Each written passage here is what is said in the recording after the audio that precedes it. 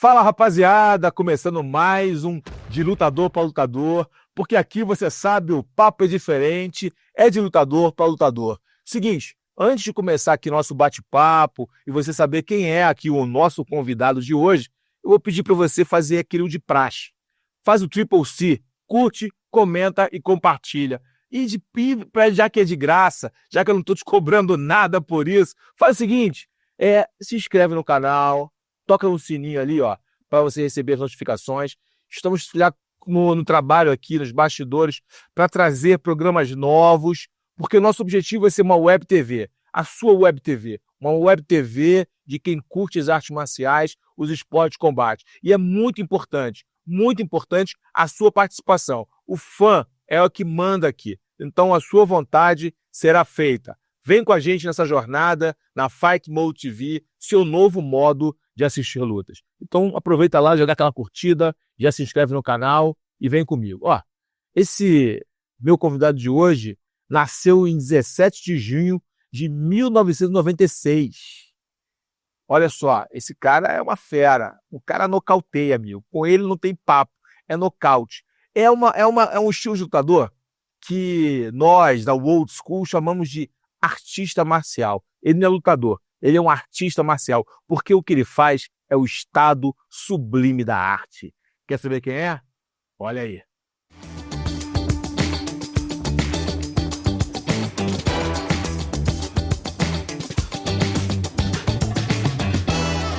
Fala galera, Maurício Ruff aqui na área, atleta peso leve do UFC. Quero muito agradecer a oportunidade de estar aqui com o Carlão, batendo esse papo. Obrigado a você, irmão. Mais um sonho realizado aqui, bater esse papo com você. Muito obrigado pela oportunidade. Irmão. Obrigado a você, irmão. Eu sempre agradeço aos convidados o tempo. Tempo é o maior ativo que nós temos, né? Tempo passou, já era, perdeu o tempo. Então, você dispor do seu tempo, que eu sei que é um tempo corrido, para estar aqui com a gente, é uma grande honra para mim, como ex-lutador, como comentarista, como analista de lutas, ter um cara como você aqui. Obrigado, cara. Muito obrigado, irmão. Não podia perder a oportunidade de estar com o ídolo aqui, trocando uma ideia, batendo um papo. De lutador para lutador. É isso então, aí. Vamos lá, tô muito animado. Irmão, Maurício, fala um pouquinho, cara, eu sei que você já deu entrevistas, hoje você tá um cara hypado, hein? Todo mundo te entrevistando, isso é muito bacana, cara. Fala pra mim o seguinte, cara, como é que você começou nas artes marciais, como é que surgiu o interesse pelas lutas? Carlão, parece até, assim, engraçado, assim, parece até mentira, né? Mas quando eu tinha 6 anos de idade, eu vi o meu irmão fazer um sparring, né? Ele treinava, eu tenho um tio que ele é faixa preta de full contato, apaixonado, assim, tem todas as fitas, tem todas as suas lutas ali na fita, legal. Tem luta do Minota quando ele estava no começo ali da carreira e vários lutadores, assim, dos Gracie, tem tudo ali. E ele passou esse sonho que era dele para o meu irmão. Então a expectativa da minha família era que o meu irmão fosse lutador. E eu era só uma criança ali, né? E aí, eu vi esse meu irmão um dia fazer sparring, né? Com algum dos amigos, isso lá em Alagoas, Maceió, no interiorzinho lá, chama Coruripe a cidade, e é um povoado chamado Botafogo. E aí a primeira vez que meu irmão saiu de São Paulo treinando com meu tio, levou 2 pares de luva lá para Alagoas, pegou os colegas dele ali de infância e fizeram um ringue de madeira e começaram a sair na mão ali. Fazer sparring ali, né? E quando eu vi aquela cena, eu era criança, cara. Eu lembro, eu tinha 6 anos de idade. E quando eu vi aquela cena, eu falei, eu vou ser lutador. É isso que eu quero pra minha vida. Caramba! Que interessante isso, cara. E aí, os meus pais disseram, não, quando pegar a idade, vai esquecer essa ideia aí. E, hoje eu sou atleta do UFC. Que interessante, né, cara? E teu irmão luta ainda? Não, a realidade é que o meu irmão, quando ele fez 17 anos, ele foi pra São Paulo de vez, né, para ficar e tentar a vida lá para ser lutador, mas ele deu de cara com a realidade da vida, né? Os meus pais são muito, muito simples, né? Não tinha estrutura para apoiar meu irmão financeiramente, dar uma condição, então ele começou a trabalhar e ele viu que o trabalho acabou que tomando todo o tempo da vida dele ali, né? A realidade de muitos. A realidade de muitos. Aí ele acabou que abortando a ambição e ele colocou todo o foco dele em mim. Ele falou, olha, quando você fizer uma certa idade, você vem para São Paulo que eu vou ser o seu suporte. Legal. Falei, não, beleza. E aí eu falava para os meus pais, quando eu fizer 14 anos de idade... Vou para São Paulo. Vou para São Paulo. Ah, vai esquecer, vai esquecer, vai esquecer. Eu lembro que no meu último ano da escola, quando eu fiz 14 anos ali, eu sempre fui mal na escola, sempre gostava de estar brigando ali. Eu tava tudo que era envolvido com luta, que era arte marcial ali, eu tava colocando em prática na escola, dos meus coleguinhas ali. E, pô, eu lembro que quando eu fiz 14 anos, meus pais falaram, ó, se você só viaja se você passar de ano. E aí, pô, me esforcei ao máximo, consegui passar de ano e viajei pra, pra São Paulo pra buscar o meu sonho. Cara, Essa que foi- legal, legal. E aí seu irmão cumpriu a promessa, começou a cuidar de você, seu mentor, né? Além de irmão, seu mentor no mundo das lutas, né? Eu lembro que foi um momento muito complicado pra mim, né? Porque eu tenho 16 irmãos, cara. 16 irmãos? Eu tenho 16 Caramba, irmãos. Eu a família é eu grande, hein? sou o caçula, né? O mais jovem, São assim. mais É, o novo. mais novo. E eu lembro que na época que eu tava vindo, a minha vida começou ali, né? Eu sinto um cuidado de Deus, assim, muito especial em mim. Eu olhando toda a caminhada, assim, eu vi que Deus, ele começou a me amadurecer muito, cara.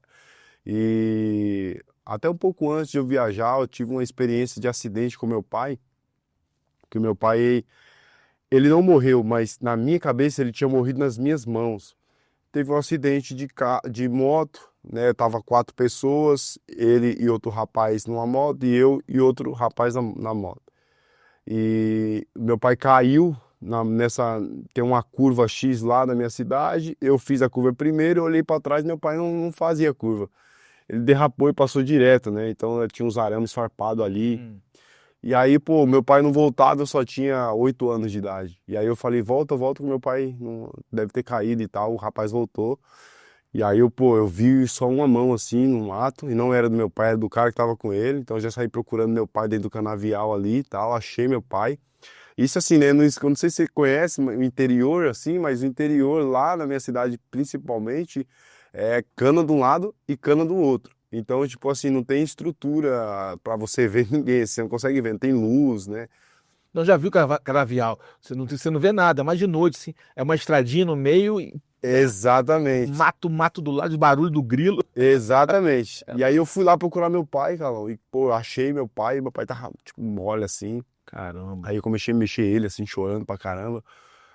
Aí ele acordou assim. Meu pai é bem nordestino assim mesmo, sabe? Então ele acordou, Brabo, pai. brabo. Aí Aquele ele olhou brabo. pra mim e falou assim, ó, a partir de hoje você é o homem da casa. Aí ele pegou um bolo de dinheiro assim, que ele é empreiteiro, e ele foi, tinha ido receber o dinheiro, né? Aí ele pegou o dinheiro e colocou na minha cueca assim.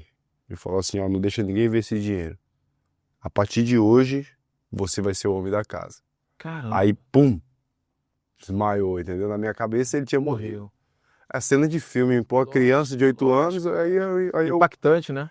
aí, pô, eu vi que eu tava todo molhado, chegou a ambulância, e na hora que chegou não era água, era sangue dele, eu tava ensopado de sangue dele, né? E eu lembro que o pessoal me colocou na ambulância, que era um carrinho lá, bem simples assim, se eu não me engano era eu esqueci o nome do carro, mas ele me colocou no carro e falou assim, ó, você tem que chegar lá e acalmar a sua família, não fala de qualquer jeito e tal. Eu Te falei, preparando.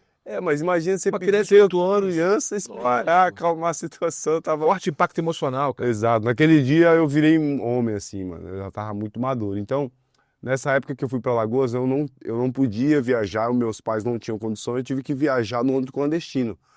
Então, eu viajei no ônibus clandestino, um ônibus ali fora da lei ali, Tô né? ligado, né? Existe até hoje em vários lugares. Exato, sem segurança nenhuma. Nenhuma. E aí fui lá, cara, pô, no segundo dia mataram uma pessoa dentro Do ônibus. do ônibus, na minha, tipo assim, à minha frente, né? Nossa. O sangue, tipo, passava onde eu tava ali, cara. Os caras pegaram só, jogaram ele ali dentro de fora do ônibus ali, jogaram o cara pra fora. Eu, por certo, não sei se o cara chegou a morrer ou não, mas, pô, teve uma confusão, uma briga de faca ali, e o cara desmaiado lá no chão, e pegaram e jogaram o cara.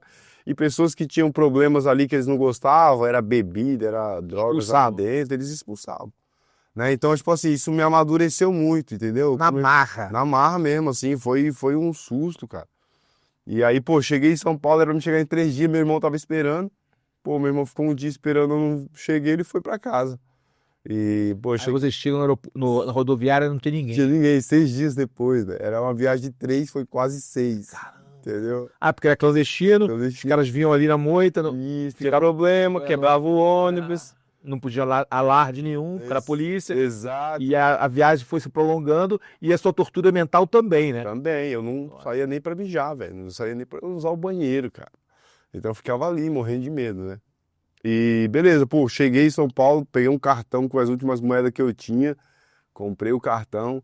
Eu gosto muito de enfatizar, né? Porque, pô, a galera me vê no UFC, aí tem principalmente o pessoal da minha cidade, eles acham que eu venho de uma família que tem uma estrutura muito boa, que meus pais investiam, mas não é. A minha realidade é a realidade de muitos que acham que não tem Sim, condições. com certeza. Né? Então, pô, eu gosto de enfatizar bastante isso, pô, e peguei as últimas moedinhas, que quem pagou minha passagem, eu lembro, foram os trabalhadores do meu pai. Um me dava R$1, um me dava R$2, um me dava 50 centavos, eu ia juntando. Né? E as moedinhas que sobrou, eu comprei um cartão e consegui falar com meu irmão. O número dele tava num papel X lá. E ele falou, ó, pô, tô chegando aí. Aí ele foi lá me buscar. Né? E chegando ali na casa do meu irmão, não tinha academias boas por perto. E eu fui morar com aquele meu tio, né, o Renildo, que foi o cara que apresentou mesmo assim As lutas pra as você. lutas pra nós, né? E aí eu lembro que meu tio trabalhava de manhã, tipo, saía às 7 da manhã de casa, chegava às 7 da noite, me colocava na moto dele e ia procurar a melhor academia, uma academia que tinha um perfil para me tornar um campeão, assim. Ah, houve um cuidado, né? Muito legal, né? Mesmo no meio da confusão, no meio dos problemas, das dificuldades, havia um cuidado, né? Eles cuidaram de você. Exato. O meu tio, ele tem esse olhar clínico. Se eu, por exemplo, eu vou lutar, eu tenho um lutador, eu mando pra ele, ele vai lá dar uma olhada e fala, ó, isso, isso e isso. Pô, a especialidade do cara é isso, ele faz isso muito bem, tem um Até hoje? ali até hoje. Até Legal, hoje, cara. até hoje. Qualquer conquista que eu tenho, eu vou lá, corro pra ele e falo, tio, olha só. Né? Então agora eu acabei de comprar um carro novo, fui lá e fui mostrar pra ele, caracas e tal. Imagina, a cabeça dele deve estar pirado, né? É, Tipo assim, cara, esse menino chegou aqui, assustado, exato. né? Cheio de sonhos. E eu fui o mentor dele, eu e meu sobrinho, né, teu irmão, Aham. fui o mentor desse cara, e hoje onde ele tá chegando, ele nem chegou ainda Exato. aonde ele pode chegar. Né? Exato. Pra ele deve ser um presente incrível. Né? É demais, até chega a arrepiar. Também fiquei arrepiado, cara. É. Isso é muito legal. Eu fico imaginando a cabeça dele como mentor, cara, investir. Pô, isso aí é demais. Isso não tem preço, amigo. Não tem preço. Pô, ver o rosto dele ali, a felicidade. Quando, pô, eu falei, ó, vou te dar minha roupa do UFC lá, a roupa que eu entrei lá. Ah, assim, ele já vira de costas, sai andando, porque não consegue ficar na minha frente, sai chorando, sai emocionado. Então, pô, tenho sido muito presenteado aí por Deus. Pô, que bom. Aí, cara, seguinte, ele foi mentor, ele e teu irmão foram teus mentores, te ajudaram a escolher uma academia, que você pudesse crescer, evoluir. Mas como é que foi a construção disso, você como lutador? Academia nova, o pessoal, vou dar um pau desse nordestino, vou dar um pau nele. Como é que foi você começou em que luta, Muay Thai? Comecei no Muay Thai. Como é que foi essa tua transição no Muay Thai, que é uma luta intensa, é uma luta muito intensa? Como é que foi as competições e você começar a entender a luta? Porque uma coisa é você ver o teu irmão fazendo os sparrings, você alimentar o desejo de lutar, você construir isso na sua mente, mas isso se tornar realidade. Sim, exatamente. O meu irmão, junto com o meu tio, eles alimentavam algo diferente em mim, além de ser só um lutador. Eles falavam que eu tinha que ter um estilo diferenciado, que eu tinha que lutar bonito. Né? O meu tio, por exemplo, ele é faixa preta de full contato, era muito fã do Van Damme, do Bruce Lee, então tinha abertura mais que zero. E, pô, quando eu era criança, eu sempre tive um contato com meu tio também. Na época, antes de eu estar morando lá em Alagoas, e o meu tio, nós treinávamos muito taekwondo. Né? Então a primeira arte que eu tive acesso foi o taekwondo. Né? E logo depois, eu não tinha outra arte marcial em Alagoas, eu fui para capoeira. E aí eu peguei aluno graduado de capoeira, tipo, virei e me tornei um professor de capoeira. Ah, você se tornou um professor de capoeira. Exato. E são duas modalidades de lutas extremamente de habilidades, né? Exatamente. O jogo de perna, movimentação, o jogo de quadril, noção de distância. Isso. São lutas muito, muito... Você sabe que o Muay Thai brasileiro nasceu do Taekwondo, sabe disso? Não sabia. O Muay Thai brasileiro nasceu do Taekwondo. Por quê? Quando o mestre Nélio Naja trouxe o Muay Thai para o Brasil, que o nome era boxe tailandês, na época, toda a galera que ele deu aula no início eram quase todos faixas pretas de Taekwondo. E aí inseriu ali o Muay Thai, aí a galera foi treinar boxe do Rio de Janeiro com o Santa Rosa, que era um cara do boxe, pra começar a ficar bom no famoso boxe tailandês, que é posteriormente, né, todo mundo conheceu como Muay Thai no Brasil, o nome real, né? Mas a gente falava boxe tailandês. Eu fiz boxe tailandês, né? Nessa época, né? Boxe tailandês, não era Muay Thai. Entendeu? Eu, na verdade, a primeira luta que eu fiz foi o judô, quando muito criancinha, mas de praticar de forma contínua foi o boxe tailandês. Que legal, muito legal. E aí foi isso, cara. Então, tipo assim, eu sempre tinha essa preocupação de ter um estilo diferente. Meu irmão falava que eu era um lutador, uma criança que eu fazia coisas que outras crianças não conseguiam fazer. Tinha uma habilidade já muito grande, né? Exato, era habilidoso, pô, pulava muito mortal, fazia tipo 3, 4, 6 mortais assim seguidos. Era, entendeu? Eu tinha habilidade de fazer. Meu irmão passava alguma coisa assim, eu nada tava fazendo ali, entendeu?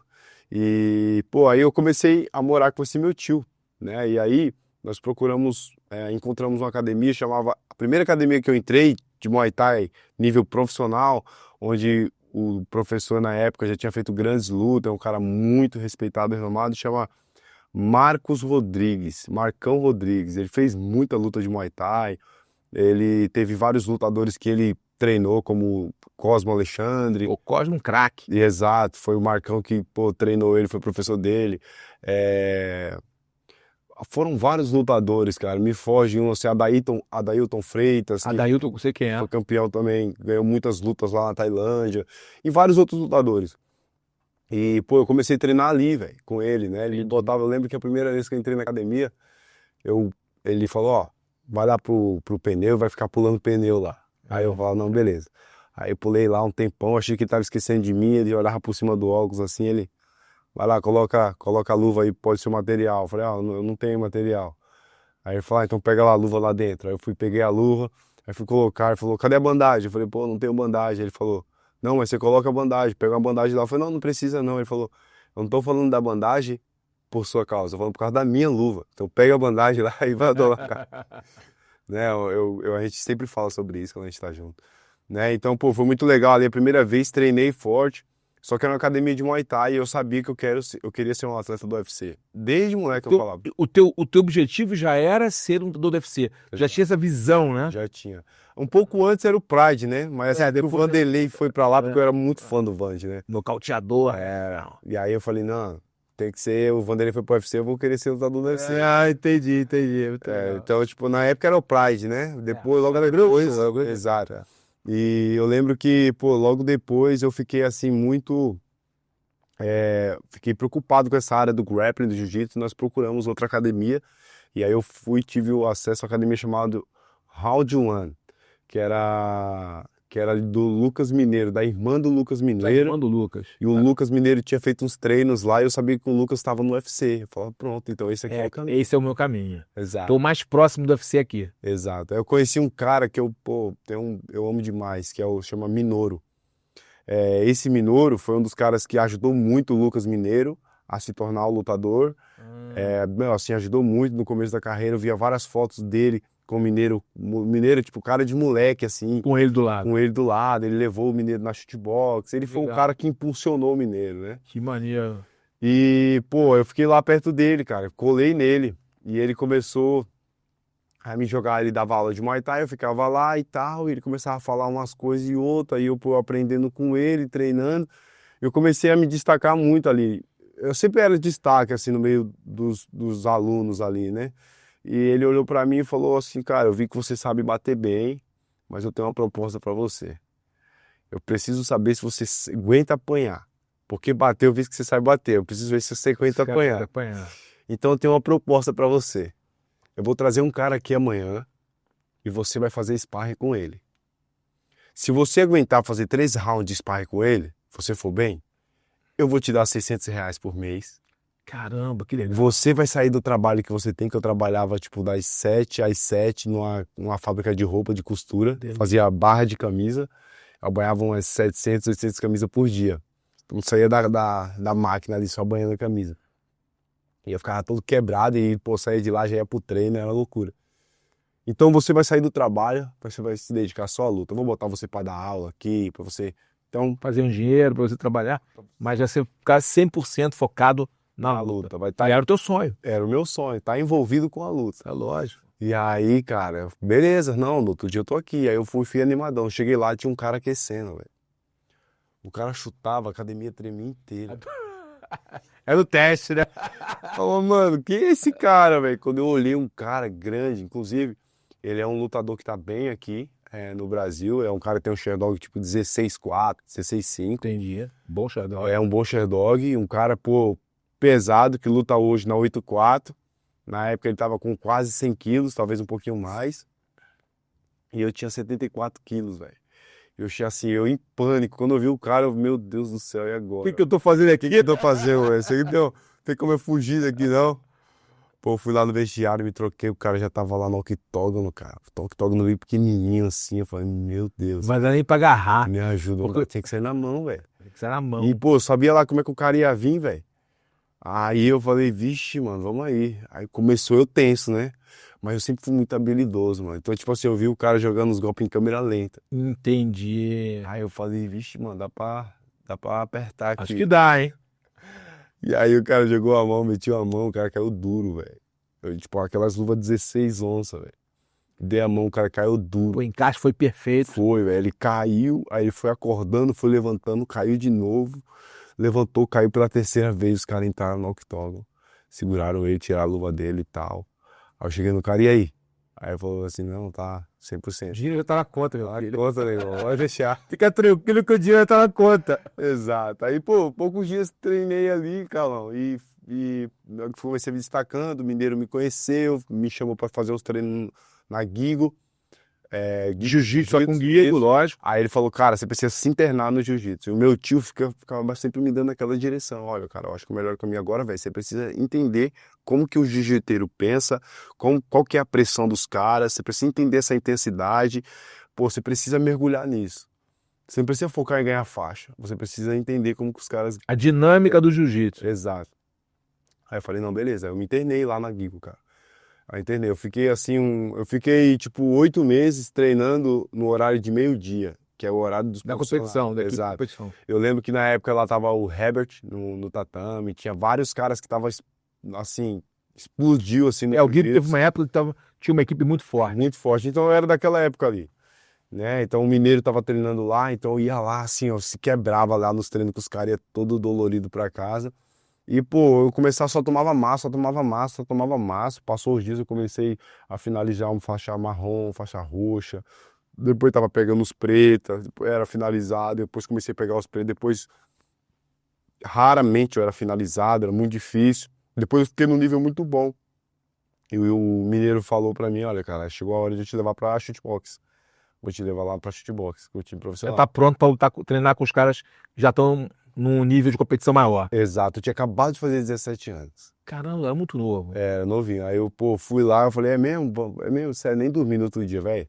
A ansiedade, né? Ansiedade. Aí fui lá, pô, os caras me quebraram, cara. Me quebraram, meteram a porrada em mim, mano. Pô, e o que eu percebi é que os caras estavam saindo na mão aqui, todas as vezes que tinha um cara novo, a gente se guardava pra sair na mão com o cara novo.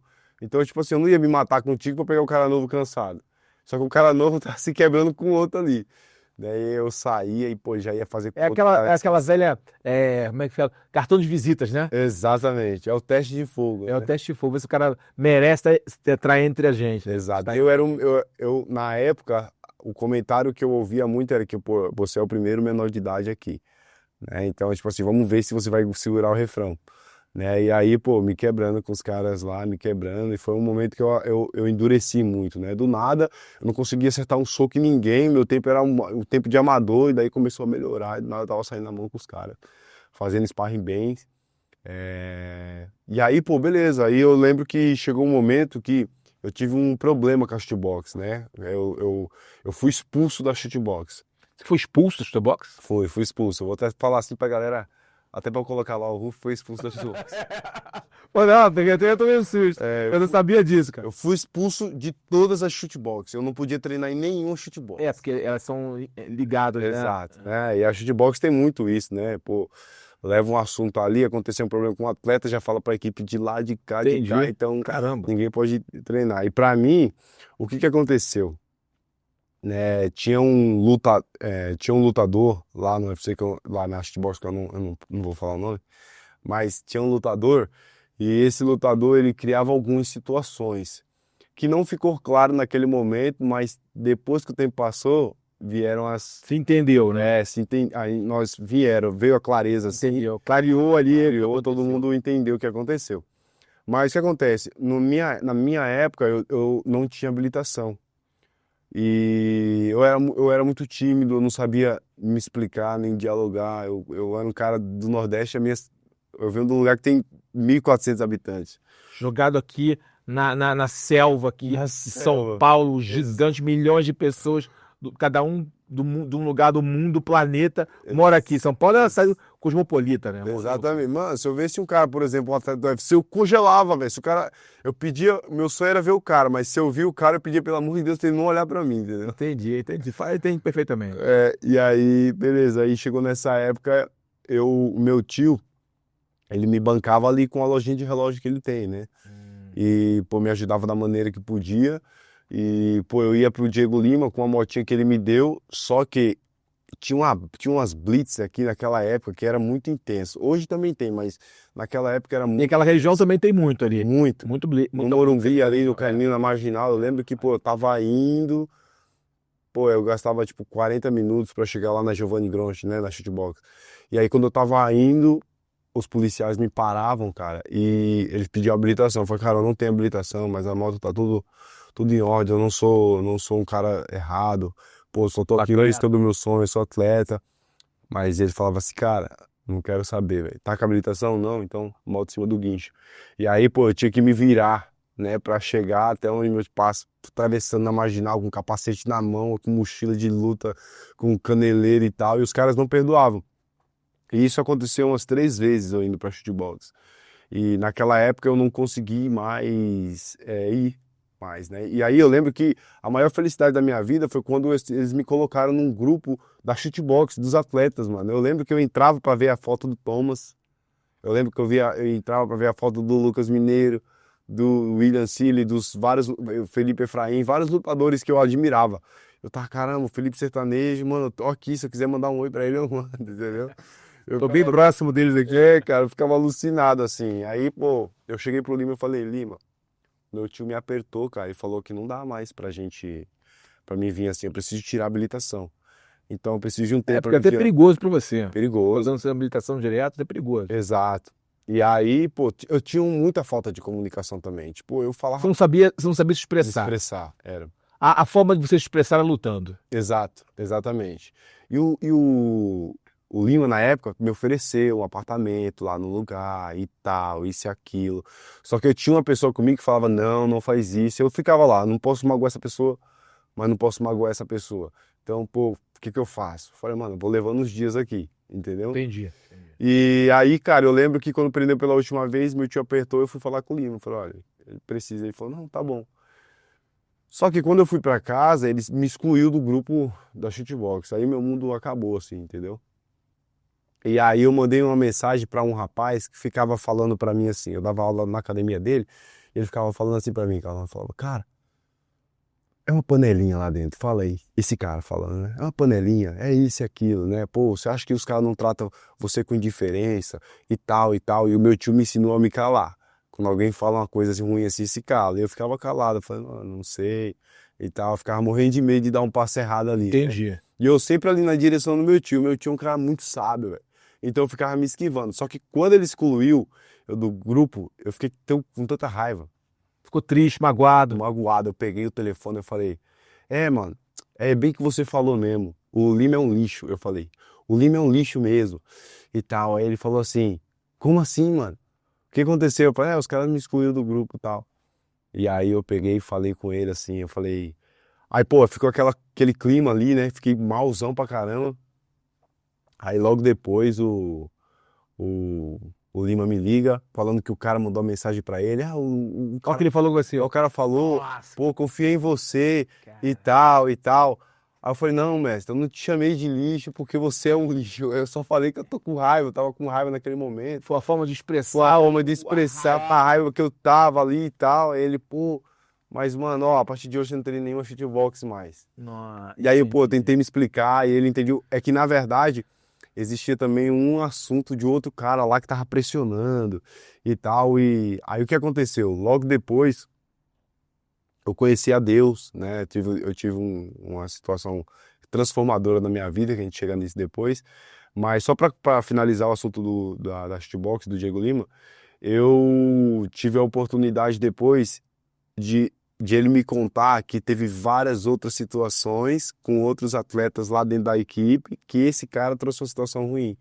Então ele falou, meu, pra mim ficou claro, eu entendi depois e O tudo. cara era erva daninha. Exato, o cara ficava criando situações ali, entende? O cara que veio pra confundir. Isso, aí esse cara foi expulso ali da shootbox também, ele saiu da shootbox, não sei o que realmente aconteceu, se foi expulso ou o que aconteceu, mas ele saiu ali e, pô, depois tive a oportunidade do Pablo, inclusive, falar com o Lima, a gente, pô, o que aconteceu e tal, tá tudo bem, a gente pode... Não, tá tudo bem, foi um assunto que eu entendi e tudo mais, né? Foi resolvido, né? Acabou que resolvendo. Aí eu vi o Lima, cara, eu vi o Lima depois de um tempo, né, depois que teve essa transformação da parte de Deus na minha vida, e, pô, eu falei, ô Lima, preciso falar com você, cara. Ele falou, mas o que que é? Eu falei, cara, eu queria me desculpar pela minha má condução naquela época, eu poderia ter direcionado melhor, mas eu tive algumas limitações, assim, não, pelo amor de Deus, tá tudo bem, pô, eu admiro você, sou seu fã, eu torço por você. Eu falei, pô, e eu também e tal. Até mesmo porque você era um garoto. Era, garoto. Né? A gente também tem que entender o seu lado, mesmo tendo um cara de má índole, né? Um desvio de caráter. Isso tem em qualquer lugar, não só na luta, mas em qualquer lugar tem pessoas sem caráter e que querem prejudicar o próximo. Isso acontece. Em qualquer lugar no mundo, não no Brasil, Exato. não na luta, em qualquer lugar no mundo sempre tem aquele cara mau caráter, que tá ali para tropeçar, ser pedra de tropeço. Exatamente. E a questão é o seguinte, você era um menino que a gente tem que entender do seu lado, que saiu do interior de Alagoas, veio para São Paulo e a sua forma de expressar era lutar, porque a sua voz era seu tio. Exatamente. É muito interessante isso. E, pô, eu na época que eles me disseram não, pra mim meu mundo acabou. Tipo assim, não vou lutar mais não, já era. Meu negócio era shootbox, não era nem ser lutador, era estar na shootbox. Vanderlei Silva, lógico. Anderson Silva, Maurício Shogun, os caras que eram teus ídolos. Exato. Eram os T-Box. Exatamente. Então pra mim meu mundo acabou. Eu parei ali naquela época, né? Fiquei 6 meses assim, parado, parei mesmo. E aí o meu tio, mano, foi lá na minha casa, eu tava morando... Qual o nome do teu tio? Renildo. É isso. E aí o meu tio Renildo, velho, ele foi atrás de mim quando eu tinha parado. Eu tava 6 meses parado, sem treinar, e eu tava só trabalhando na fábrica de costura. Eu acabei que morando com o dono da fábrica de costura. Entendi. E aí ele veio atrás de mim e falou o seguinte, falou, cara, o que você tá fazendo aí, velho? Eu falei, pô, tô aqui, tio. Agora eu vou trabalhar, vou construir vou comprar minhas coisas agora, vou trabalhar. Ele falou, cara, você não sabe o que você tá falando. Ele falou assim, no mínimo, se você não for o campeão do UFC um dia, você vai ver muito bem da luta, cara. Você é um cara diferenciado, é um talento. Se você não for o campeão do UFC, que eu acho muito difícil você não ser, você vai viver muito bem da luta. Cara, que legal. Então, cara, foi usado. Exato. Ele falou, pega suas coisas e vem comigo agora. E aí eu fiz isso. Eu peguei minhas coisas e fui com ele naquele dia e, enfim, né, as coisas começaram a acontecer. Mas aí, poucos dias depois, eu conheci o Flávio Álvaro. Aí foi onde começou. Eu vi o Flávio uma vez e eu tive uma experiência assim. Eu cheguei pela primeira vez no shootbox com o Lucas Mineiro, peguei meu celular e comecei a gravar os caras. O Flávio Álvaro tava dando treino. Ei, rapá, o que você tá fazendo aí? Deu um pânico. Aí eu, vixe, meu Deus. Cruzeiro Sul. O que você tá gravando aí, velho? Aí eu, caramba, mano. Eu falei, não, é que o quê? Você tá gravando treino, meu irmão? Aí eu falei, não. Aí o mineiro falou, não, ele tá comigo, mestre. Rapaz, mas é pra gravar o treino, não. Aí quando ele olhou pra mim, eu senti que ele gostou de mim, pô. O Flávio, eu senti que ele gostou de mim, mano. Ele olhou pra mim assim, então tá bom. Ó, grava, mas não pode sair daqui, beleza? Aí eu, beleza, então beleza. Mano, eu senti que ele gostou, tipo assim... Tocou ali alguma coisa. Exato, ele foi ler o que duro com as palavras, mas logo depois ele... Tipo assim, ele olhou pra mim, mano, e eu lembro que quando eu saí, quando eu tinha chão, eu mandei uma mensagem pra ele. Mas qual que é a situação? Eu expliquei tudo que aconteceu, ele falou, não se preocupa não, vem treinar comigo e ninguém vai saber. E aí eu fui treinar com o Flávio. Você foi com o Flávio. E se ninguém sabia, porque tinha uma ligação. O Flávio, ele dava aula lá na shootbox. Só que ele tava abrindo a academia dele, chamava Legendaries. E aí eu comecei a treinar na Legendaries com ele lá. Entendi. E aí foi na época que eu comecei a ficar especialista em defender queda. Porque o Flávio ele é um mestre de defesa de queda. O que eu me encanto? Quando um cara faz com muita qualidade alguma coisa, entende? Entendi. É um excepcional em algo. Exato. Então o Flávio ele fazia isso com muita... Era bonito de ver, entende? Então eu acabei que ficando apaixonado. Eu entendi que você não precisa botar toda a tua força nos movimentos para fazer... Você consegue lutar de uma maneira fácil. Entende? Isso não significa que é relaxado, displicente, irresponsável, não. Lutar da maneira fácil é com a atenção lá em cima, mas com os movimentos certos, às vezes não tantos movimentos. Eu não preciso entregar em uma briga todas as minhas lutas. Pô, por exemplo, nas minhas últimas 3 lutas no UFC, eu não tomei um soco no rosto. Entende? Tipo, falando do mais alto nível, o maior evento do mundo, velho. Eu sei que não lutamos ainda com o top 5 do UFC, mas, pô, lutei com um cara agora que era top 12. Esse cara não acertou um soco em mim, né? E foi esse nocautão, né? Então eu via a maneira que o Flávio fazia, cara, eu me encantava. Entendi. E aí eu comecei a ficar especialista naquilo. Na época, o Khabib estava chegando e o Conor era o campeão. Eu comecei a encontrar meios de vencer o Conor. Eu pensava muito no Conor. Você estudava ele, uma forma de vencê-lo. Exato. Porque o estilo dele é mais ou menos... Quando o Conor estava focado em ser lutador, o estilo dele é mais ou menos esse. Pouco desgaste físico para muita eficiência. Exato. Exatamente. Aí eu comecei a ver que eu tinha essa habilidade também, e eu percebi que o Conor ele tinha a mão do nocaute, mas ele não tinha um jogo de luta. Entende? Para ele uma luta de jab, movimentar, fintar, ele não tinha. Ele tinha andar para frente, pegar você junto de encontro. E quando ele não nocauteava, ele se frustrava. Entende? Então eu falei, pô, para mim ter um jogo melhor, eu tenho que ter um bom jogo, né? Tem Então, mais armas para jogar, mais ferramentas no estojo. a minha esperança não pode estar na mão do nocaute. Se eu não tiver o nocaute, eu tenho todo um jogo para vencer a luta. Entende? Eu percebi que o Conor não tinha isso. Então eu comecei a ver formas de melhorar. Eu comecei a trabalhar nisso isso há muito tempo. Eu já comecei a trabalhar nisso. Logo depois chegou o Khabib, né? E Um outro estilo, exato, outra outro proposta. estilo, outra proposta. Eu comecei a querer entender como é que aqueles caras pensam. Nós não tínhamos nenhum russo aqui, nenhum cara do wrestling assim. Então eu começava a treinar com o Flávio ali, cara, situações, levava coisas novas. Ele, pô, caramba, mano, como é que você viu isso aqui? Eu falei, olha, mas tal. E aí a gente começou a trocar figurinha ali e chegou num nível assim que a gente ficou bem, cara, assim, num nível muito bom de queda, assim.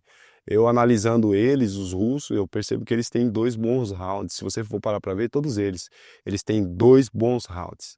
Só que na maioria das vezes, Carlão, ele quebra o teu espírito. E aí tu não quer mais defender. Mas, por exemplo, um cara que tem uma defesa 70% de queda, ele derruba os caras nos primeiros 2 rounds, depois não derruba mais. O Josh Poirier defendeu 16 quedas do Islam Makhachev agora. Entende? Você vê o Madalena defendeu todas as quedas. Não é que ela não queria derrubar ele, é que ele antecipou a queda. Né? É uma coisa que, pô, eu estudo, igual, os caras entram comigo, vou derrubar. Mas quando fica na frente, eles sabem, eles sentem que se mergulhar para derrubar, vai dar de cara com o osso, entendeu? Então os caras acabam aqui abortando a missão. E aí, pô, a gente acabou que ficando, tipo assim, especialista nisso e, pô, eu tenho muita coisa para mostrar, né? Pô, eu fico até meio com receio de falar tanto, eu guardo muito para mim, mas, pô, eu acredito que eu tenho uma coisa nova aí para mostrar e que todos os jogos, quando uma vez que a pessoa assim, entende ele é desvendado, vamos dizer assim, né? Entendi. Então, pô, eu acredito que isso aí tá ficando cada vez mais claro, assim, contra os russos, que dá pra desvendar esse jogo aí, que eles não são super ser humano. Ah, pô, mas os cara, não é isso, velho. Não é isso, é um ser humano, cara. Se você abafar ali e conseguir bloquear os ataques dos caras, você vai obrigar os caras a sair na mão. Entende? Toda época, na luta, né, nesses anos todos de luta, eu sempre vi isso. Existem épocas de estilos que dominam outros estilos. Exato. E aí você aprende a lidar com esse estilo, e aí você quebra essa hegemonia e criam-se outros estilos e acaba um novo ciclo se aparecendo e assim vai, né? Exatamente. Surgem lutadores diferenciados que são difíceis de ser decifrados. Quando são decifrados, a partir daí você começa a controlá-los e aí vem uma nova era. E acho que isso faz parte da luta, né? Ciclos de aprendizado, de estilos que sobrepõem outros estilos e assim evolução. É o lindo do MMA, eu acho que é isso. né? Porque cada hora tem uma oportunidade diferente. Como eu gosto muito de falar, são perguntas e respostas. A luta é Exatamente. isso. Você faz perguntas e aí a sofisticação da pergunta é uma, e aí você decifra a minha pergunta, responde e assim vai. É isso que eu acho que o lindo do MMA. Aham. Né? O MMA é uma luta ainda em crescente evolução. Por isso, Exato. né? E como é que foi a primeira vez que você entrou no octógono como lutador profissional? Foi em 2019, não foi isso? Exatamente. Como foi essa experiência? Porque você está me falando aqui, você foi um cara que se preparou muito. Uhum.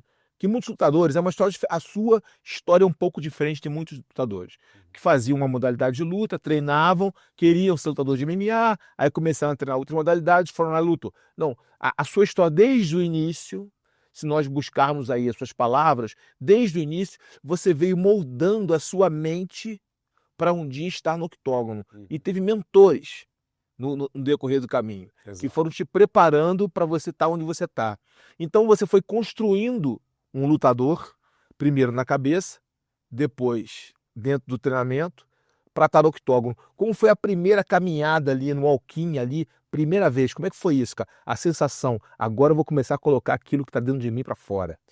Cara, teve duas situações marcantes, né? A minha estreia no amador, assim, e a minha profissional, que foi no octógono. Na estreia, no amador, foi até engraçado que foi onde surgiu o meu nome, né? O apelido, o Ruff. Né? O meu irmão era muito fã do anime chamado One Piece, e o capitão da tripulação se chama Ruff.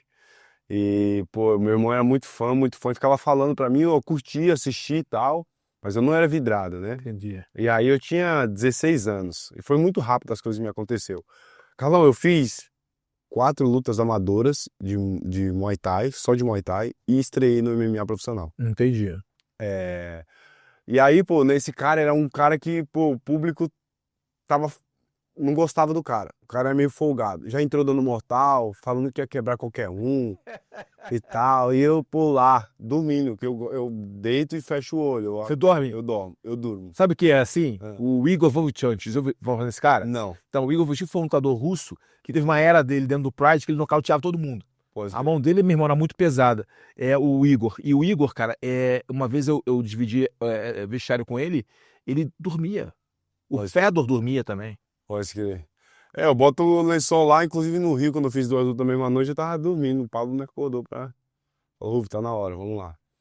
Né? E aí, beleza. Tipo assim, aí eu, pô, fui lá e fui lutar. E na hora que eu ia entrar, os caras gritaram, Maurício.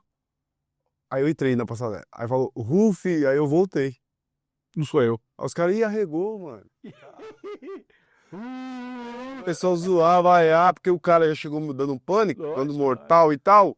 A galera me viu como um coitadinho, assim. Mas viu, apanha muito. Vixe, vai tomar um sal esse cara aí. E aí, pô, beleza. Aí eu falei, aí os caras, arregou, não vai lutar mais? Eu falei, não, eu vou, mas meu nome é Maurício Santos, não é Maurício Ruff. Aí o meu irmão abriu a cortina, falou, não, fui eu que dei o nome lá e tal. Aí eu falei, ah, beleza, porque é Luffy, ele meio que mudou do jeito dele lá e ficou Ruff. Aí, pô, fui lá, lutei, nocauteei o cara e o ginásio inteiro começou a gritar Ruff, Ruff, Ruff. Cara, que irado. Foi marcante pra mim. E a minha estreia no profissional, cara, foi muito forte, assim, que foi nessa época que eu tava com o Flávio Álvaro, né? O Flávio Álvaro encarou todo mundo pra ficar comigo, na época. E eu tinha 17 anos de idade, mas, tipo, não tinha ninguém, assim, pra fazer luta comigo. Eu tava bem conhecido ali, porque eu tinha treinado na Shootbox, treinei ali na Zona Norte, então a galera me conhecia do bairro aqui de São Paulo. Então os caras não queriam lutar comigo. E aí, ali no Amador, né? Falando no Amador. E aí, pô, as 4 lutas eu tinha lutado com 2 professores, nocauteei os 2 professores. E aí eles falaram assim, não, mano, esse moleque tem que estrear no profissional. Só que a gente meio que burlou um pouco a minha idade ali, porque eu tinha 17 anos e me colocou pra lutar contra os caras maiores de idade no profissional. Eu lutei no Premium Fight, se eu não me engano, a minha estreia. E é contra um cara de 35 anos. E essa ideia me apavorava, velho. Pô, o cara já é um homem. Até eu falei, mano, será que a força do cara é, sei lá, mano, como é que deve ser e tal? Ah, vamos lá, se o Flávio tá falando que eu ganho do cara, então eu ganho. E aí, pô, lembro que foi uma adrena muito louca. Mas eu sempre fui muito calmo, principalmente quando tá uma loucura. Eu sou muito calmo. No meio do caos, É. você consegue ter serenidade. Isso, eu acho que até me faz mal, talvez, cara, porque eu fico muito consciente. Entende? Tipo, não tem. Eu vi relatos de lutadores que falam, quando chama meu nome eu esqueço tudo, só vou lembrar depois que acaba. Mano, eu não, mano. Eu lembro as pessoas que eu toquei, que eu olhei na entrada, entende? As pessoas que eu cumprimentei, que eu toquei na mão. Eu lembro da cara da pessoa. Por exemplo, tô lutando. Você fala assim, mano, teve uma hora que você deu um chute na coxa do cara.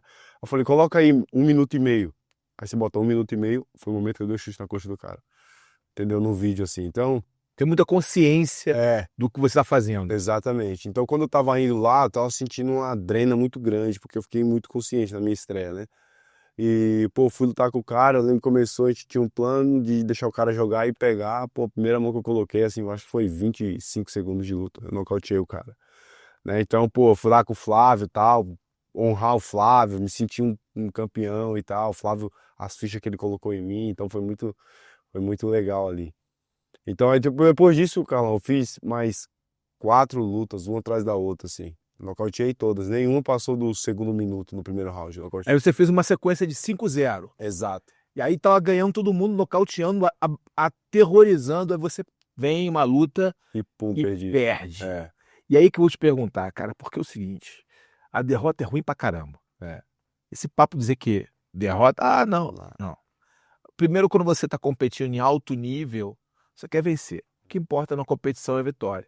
Só que a derrota, ela faz parte. Ela tá ali rondando qualquer atleta. Exato. E você tem que saber conviver com a derrota, aprender com ela. Como é que foi pra você perder?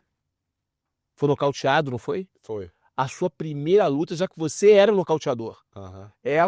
Aconteceu uma inversão de papéis. Exato. Como é que foi pra tua cabeça isso, cara? Cara, tipo, eu costumo dizer que se eu lutasse 10 vezes, eu perderia as 10. Né? Por quê? Não pela qualidade, eu vou explicar o porquê, que é meio complexo isso. Pelo momento que eu tava. Eu tava, a minha mão, ela tinha quebrado tipo assim, uma semana antes da luta.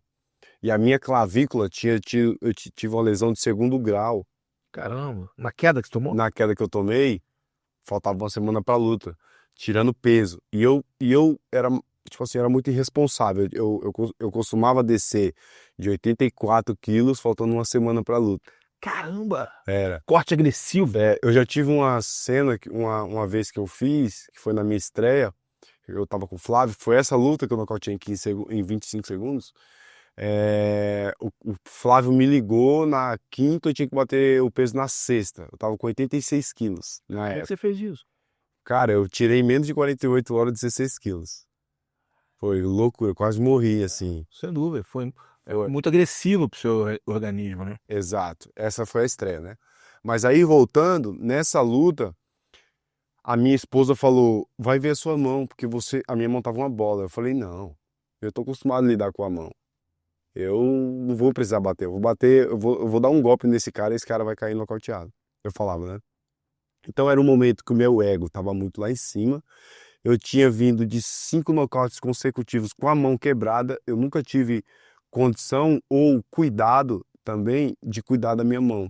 Entende? Então, pô, eu não tinha um convênio, eu não tinha acesso a médicos. Então, pô, eu me virava do jeito que dava. Entendeu? Botava um gelo, tomava um inflamatório e ia Mas se virava, ia lutar, assim mesmo. Então eu fiz 5 lutas assim, as 5 deu certo. Nessa luta, eu tinha saído, o Flávio tinha desmanchado a academia dele, a Legendaries, e eu comecei a treinar por conta, sozinho. Ali eu me virava. Às vezes eu ia no Mestre China treinar, às vezes eu treinava um treino ou outro com o Flávio, aí pô, treinava sozinho em casa e tal. Então, ainda assim, a minha cabeça falava, eu ganho de qualquer cara. Então, naquele cenário, eu fui lutar contra ele. E aí eu lembro que eu tomei muito antibiótico, tomei bastante diurético para ajudar a perder o perdeu o peso, peso perdeu o corte, né? e tal. Então, eu cheguei nessa luta muito desgastado, entende?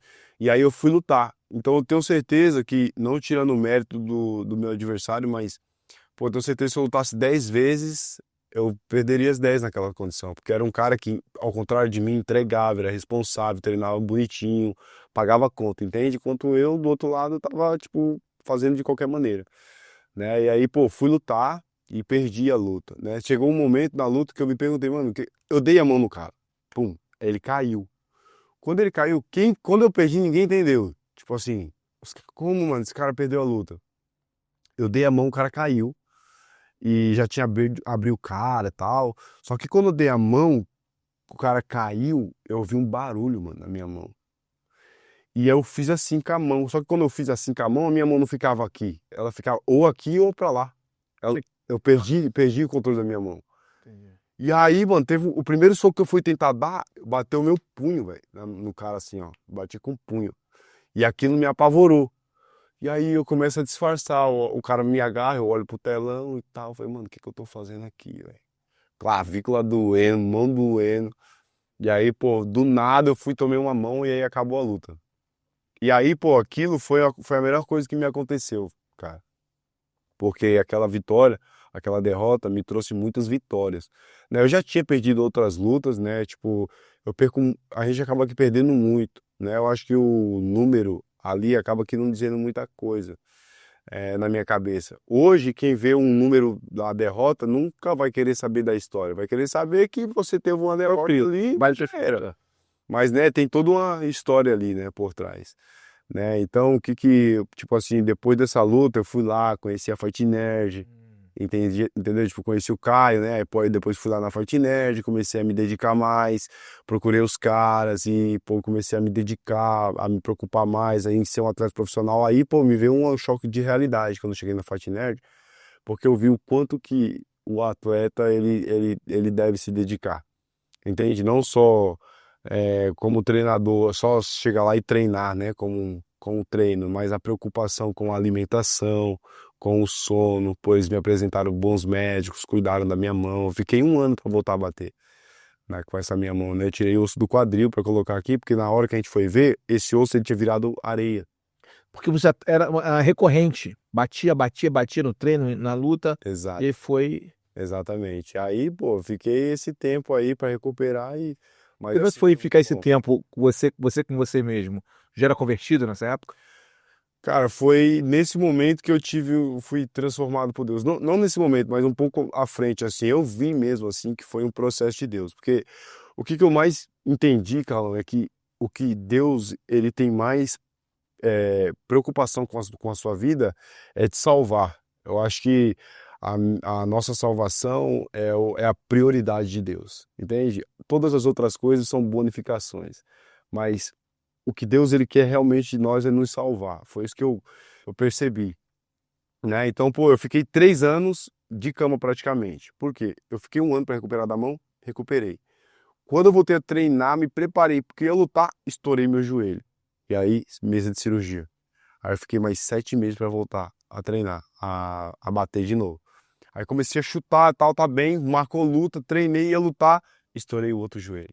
Caramba. Eu fiquei 3 anos numa cama, cara. Tipo, eu lembro que foi muito difícil. Por quê? Eu tava, além de todas essas frustrações, a minha esposa ela tinha endometriose.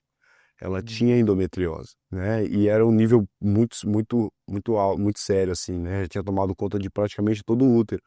E o meu maior sonho era ser pai. E eu comecei a estudar essa doença e eu vi as possibilidades, como eram quase mínimas. De você realizar o seu sonho. Exato. E além disso, cara, ela sentia muita dor. Então nós não podíamos, nós éramos amigos, nós não tínhamos uma relação de casal mais, né? E aí era muito frustrante para mim. Eu não traía minha esposa, então, pô, fiquei 5 anos ali com a minha esposa sem Dando apoio moral dando com o apoio. amigo dela, mas é aquela coisa do homem e mulher. E além disso, você estava frustrado que você não estava lutando, né? Então foram várias frustrações. Várias. Né? E como é que você lidou? Ficou lidando com isso? Como é que você lidou com isso, melhor colocando, nesses 3 anos? Porque foram várias frustrações. Como é que você foi buscar ali, não só do lado espiritual, né, a questão de Deus, né, que Deus nos preenche, a gente sabe disso, mas também mentalmente, porque a mente é um campo de batalha, né, cara? Cara, a grande verdade é que eu perdi a batalha. Eu perdi. Eu não queria mais viver, cara. Tipo, eu acordava chateado, porque eu acordava. E eu tava muito frustrado com a vida, assim. Eu lembro que eu pegava a moto e eu ia treinar, e eu já tive um conhecimento da parte de Deus, eu sabia que eu não podia tirar minha vida, porque Deus condena isso. Mas, então eu tinha consciência que eu não podia tirar minha vida, mas se houvesse da parte espiritual, eu sempre tive esse temor da parte de Deus, entende? Entendi. Pelas coisas do céu, assim, eu sempre fui um cara que eu tive muito temor. Então eu sabia que eu não podia fazer isso, tirar minha vida. Mas eu queria muito, cara, tirar minha vida. E eu lembro que quando eu ia pra academia, eu pedia para que Deus pedir a ajuda de Deus pra me matar. Falei, Deus, manda um carro aí, me atropela aqui. Então eu pegava um corredor e eu andava 120, 140 por hora no corredor com a moto, cara.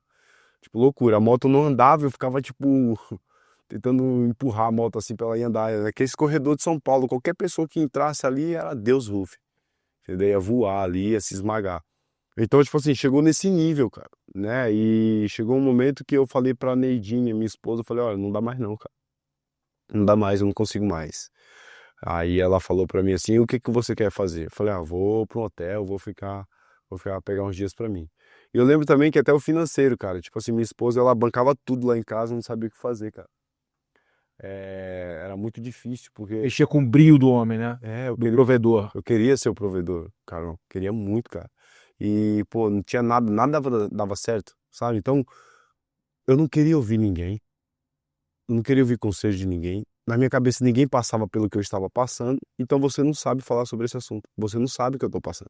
Sem dúvida. Entende? Então era isso que passava na minha cabeça. E para o homem é muito difícil expressar dor, né? Exato. Ficar vulnerável para o homem é muito complicado. Pô, eu até abri um assunto como esse. No meu caso era complicadíssimo, cara. E aí, beleza, cara. Eu fui, pô, tive esse momento muito complicado e tal. E aí eu falei pra ela, eu quero um hotel. Ela falou, então calma aqui. Ela subiu a escada, pegou uma bolsa, colocou minhas melhores roupas, melhores cueca, perfume, creme, e falou, ó, vai lá e faz o que você precisa. Eu só tenho você e eu vou estar aqui te esperando. Mulher sábia edifica o lar. Exato. E eu sei que ela virou e subiu chorando a escada. E eu saí assim, tipo, muito emocionado também, fui pro carro e fui pro hotel. E chegando no hotel, eu dobrei meu joelho no hotel e eu falei, Deus, se o Senhor tá aqui, faz alguma coisa por mim. Eu lembro que de madrugada eu ia ver ela dormindo, cara. Entendeu? Tipo, eu pegava, ia ver ela dormindo assim, e tipo, saía de casa assim, meio chorando e tal. E voltava pro hotel. Aí, pô, no outro dia eu percebi que eu ia ficar solteiro, cara. Eu fiz aquela oração, mas sabe quando você faz ela? Eu fiz de coração, mas eu esqueci, cara. E aí eu falei, mano, agora eu vou ficar legal, vou cuidar de mim, vou procurar uma pessoa e vou tocar minha vida, né? Então era esse o meu plano, né? E aí eu lembro que eu lembrei de um cara que cortou o meu cabelo e eu gostei muito do corte. Eu falei, como eu vou ficar solteiro? Eu vou chamar esse cara de novo, vou cuidar da aparência aqui. E aí procurei o nome do cara, tava lá, Igor. E aí quando eu joguei Igor, que eu pesquisei o Igor, aí tava lá, eu liguei pra ele. Eu falei, e aí, cara, tudo bem? Ele, a paz do Senhor, ele falou. Aí eu, "Oxe, como assim, a paz do Senhor?" Eu falei, opa, beleza, obrigado. Deixa eu te falar, cara, você corta cabelo ainda? Ele falou, meu irmão, eu corto, mas eu não tô morando mais em São Paulo, tô morando no interior de São Paulo. Eu falei, interior de São Paulo? Eu falei, você viria pra cá? Ele, sim, eu iria, até você sim. Eu falei, então vem pra cá, que eu pago a sua passagem, você vem. Aí ele falou, beleza, tá bom. Eu falei, eu pago um pouco a mais. Ele, não precisa, mas eu quero que você saiba que eu só tô indo porque Deus tem algo com você aí.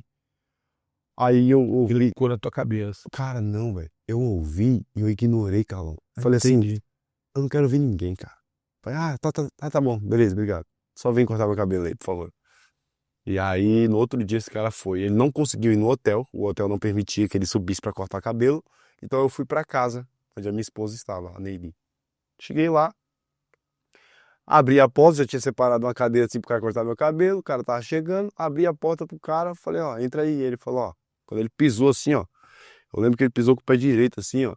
Ele falou assim, cadê a sua esposa? Aí eu falei, como assim, cadê minha esposa? Aí ele, Deus me trouxe aqui pra curar ela. Caramba, velho. Aí eu falei assim, como assim curar ela, mano? Aí ele olhou pra mim assim e falou, ela não tem um problema no útero? Aí eu quase desmaiei Aí assim, tu né? mal, ninguém sabia. Aí Cara, eu falei, como assim, cara? Aí ela ouviu, ela já veio chorando, muito. A minha esposa, ela é americana, mas ela fala muito bem português. ela é norte-americana? Ela Caramba. nasceu em Nova York. Que legal. Ela é nova-iorquina com grego, né? Aí, pô, Mas você conheceu ela onde? Só conheci ela aqui no Brasil, uma época que ela veio, aí a mãe dela veio pra cá, o pai dela faleceu, aí ela veio pra cá, pra São Paulo, e a mãe dela teve que voltar para os Estados Unidos, e ela decidiu ficar porque queria estudar aqui. entendi. Aí tocou aqui, na época ela falava português, pô, hoje ela fala melhor que eu português, literalmente mesmo. E aí, beleza. Aí ela veio assim, ela chorando muito, assim. E aí ele começou a orar por ela. orou por ela assim e tal, e ele olhou pra mim e falou: e você? Por que que você é tão bom no que você faz, mas você não tem sucesso? Aí eu falei assim, caramba, mano, faz Mais uma sentido, porrada. faz Mais sentido. uma, né? Deus, Mano, o que esse cara tá Deus tá te falando? mandando pra cara.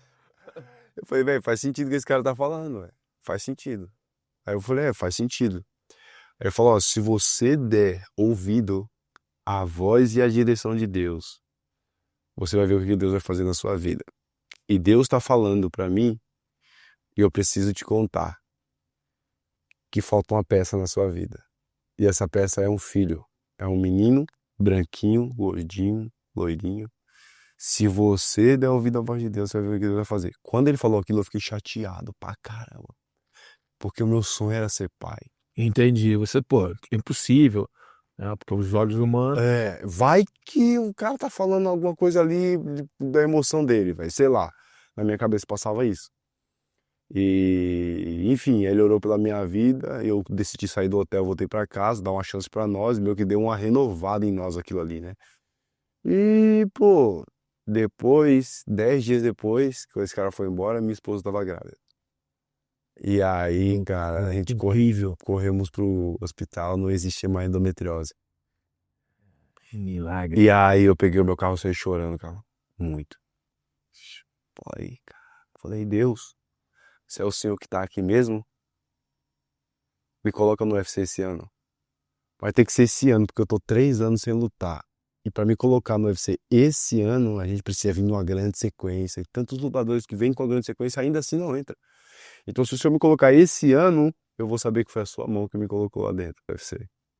Foi louco, cara. É a primeira vez que eu ouvi a voz do Espírito Santo falar comigo. Falou assim, ninguém vai entender o que eu vou fazer na sua vida. E aí começou a transformação. Cara, a atmosfera do carro mudou de uma maneira tão louca que eu comecei a chorar. Eu tive que estacionar o carro. Assim, imagina que você tá aqui e aí eu te ofendo com a palavra e você me ofende de volta e virou aquele clima pesado Sim. que quem tá do lado se ofende. Então, se sente aquela, né? Então, Mas foi justamente ao contrário. contrário, cara. Foi uma atmosfera, Carlão, assim, surreal dentro do carro. E eu nunca vou esquecer daquele dia, cara. Até me arrepio muito, assim. Eu comecei a chorar pra caramba e falar assim, Deus, é o Senhor que tá aqui e tal. E comecei a ficar muito feliz e saí chorando. Eu cheguei em casa, contei pra minha esposa. Aí o pastor me liga, o pastor Igor. Esse pastor Igor, o Instagram dele, muitos me perguntam, até compartilhando, chama Pastor Igor. Ele é um cara que todo mundo acha que é um senhor de idade, mas é um cara da minha idade. Entende? Um cara que entregou a vida dele às coisas do céu mesmo, assim. Eu tenho certeza que agora ele tá no monte orando. Então, tipo assim, foi um cara que é muito coligado a Deus. Ele me ligou e falou: olha, Ruf, Deus falou que preparou algo pra você. Você questionou a Deus de algo e Deus preparou um contrato pra você. Tá bom? Então é estranho esse contrato. As pessoas vão dizer pra você não pegar esse contrato, mas foi Deus que preparou pra você. Aí eu falei: beleza, então. Aí eu fiquei tão empolgado num dia anterior dessa ligação do pastor Igor, que eu fui pra academia quando eu vi aquela voz. Eu falei, Pablo, o que que eu tenho que fazer? O que que eu tenho que fazer pra entrar no UFC esse ano? Aí o Pablo pegou Calma. pegou um copo de água gelada e jogou na minha cara, assim. Ó. Ele falou assim, tá maluco, mano? Você tá 3 anos sem lutar, velho. Você não consegue fazer uma luta. Só se machuca, quer falar comigo sobre o UFC? Calma. Devagar. Calma. 3 lutas aqui no Brasil, 2 lutas lá fora, aí a gente fala sobre o UFC. Só que eu só me apegava àquela palavra, cara. Ninguém vai entender, ninguém vai entender. Eu ficava aquilo. Agarrou a promessa. Agarrei. Cheguei em casa, aí o pastor me liga e me fala tudo isso, que Deus preparou um contrato, que é estranho, mas foi Deus que preparou. Aí eu falei, ok. No outro dia dessa ligação, voltei pra academia pra treinar, o Pablo me chama. Ruf, por favor, chegou um contrato pra você aqui, cara. Eu falei, é mesmo, mano? Ele falou, mas é estranho. Aí eu, como assim estranho, mano? Que estranho é esse, velho? O pastor Igor falou que era estranho. E ele falou assim, falou que é estranho, o que é isso? Ele falou, 2 lutas na mesma noite. Contra 2 ex-UFC. Se você vencer esses caras, você tá no UFC. Ruf, a passagem pra você entrar no UFC, você ganhar de um ex-UFC, cara. Irmão, Deus faz as coisas de uma forma que a gente não entende. Exatamente. Eu não entendi esse universo assim de Deus. Eu achava que Deus era. Uma coisa distante. Entendeu? Eu não sabia. Igual a maioria das pessoas. Exato. Eu não sabia que Deus queria um relacionamento comigo e muito menos que dá pra você ter um relacionamento com Deus.